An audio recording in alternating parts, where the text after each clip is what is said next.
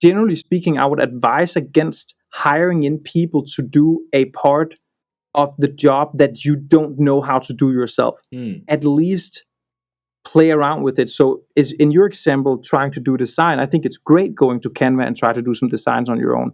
And if those were for ad creatives, try to actually make them that. I know people who do Canva for ad creatives. It can work, but at least try to kind of set up a fully fledged ad campaign and burn some money on your own kind of bad designs, Right. and get into the mentality of like, okay, so why does this not really work, and why does this other one I try to make work better, it seems. And once you have a kind of an idea about what a designer would typically do in this role, now you can start delegating. You will have a much better insight into how to manage them, because they can't read your minds even though they're professionals.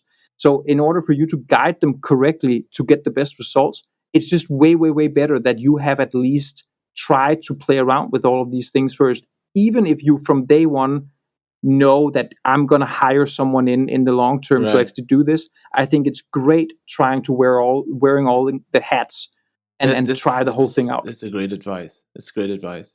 So, but then when should I hire? Like, okay, I've tried it out. I suck. It doesn't work. Design is terrible. But I tried it. I used Canva. I used whatever, Photoshop.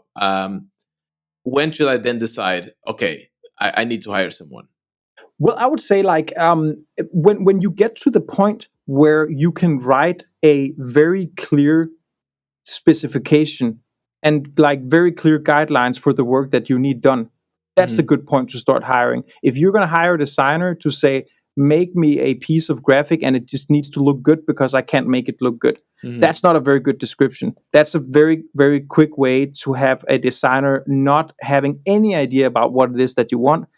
They will be frustrated. You will be disappointed because they couldn't read your mind.